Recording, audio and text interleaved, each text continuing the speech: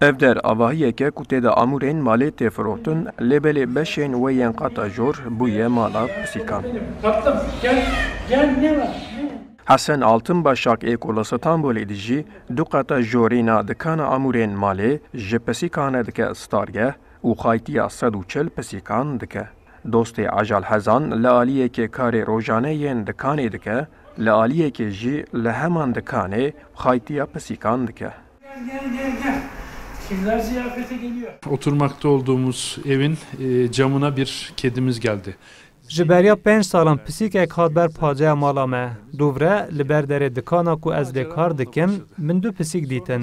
Pêşî min dest bi xwaytiya dûsê pisîkan kir. Li derve gelek pisîk hene ku birçî û nexweşin. Ez berketim û xwedî li pisîkên kuçeyê derketim. Her ku çû hejmara pisîkan zêdetir bû. Cihekê berfireh ji wan re lazim bû.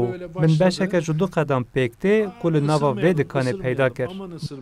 Altınbaşak her roj birêk û pêk xarinê dide pisîkan û pisîkên nexweş jî derman dike. Pisîkên seqet an jî birîndar dibe klînîka beytaran û hezkirina xwe jî her lê zêde dike. Zeytin. Motora girip sıkışanlar oldu ne yazık ki. Hin pisîk ketin nav motora wesayîtan birîndar bûn, hin pisîk bê dayîkman. Min ew hemû anîn vê derê. Li navan hinek pisîk li vir ji dayîk bûn. Qedr û qîmeta ku bi jiyana mirovan tê dayîn, divê heman qedir bi jiyana ajalan jî pêdayîn. Lewra ajal, evdên bêdeng ên Xwedê ne. Yaşadılar sonrasında annelerini. Xaytîkirina 140 pisîkan ji bo Altınbaşak ji hêla matî ve gelek zehmet bibe jî lê ew dibêje heta ku emrê wî têrî kir dê her xaytiya pisîkan bike. Ne benim bakacak gücüm kaldı bundan fazlasına. Taqeta min amadî jî zêde nema ku ji zêdeyî van pisîkan xwe bikim. Lêbelê dikarim li pisîkên li ber destê xwe binêrim. Tikaya rayadar bacên li ser xwarina pisîkan distênin kêm bikin. Da ku em ajal hez jî zêdetir xweytiya ajalan bikin.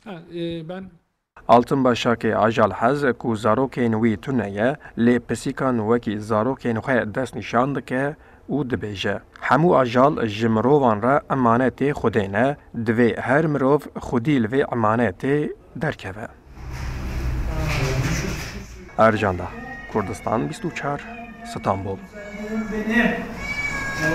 Ziyafet hoş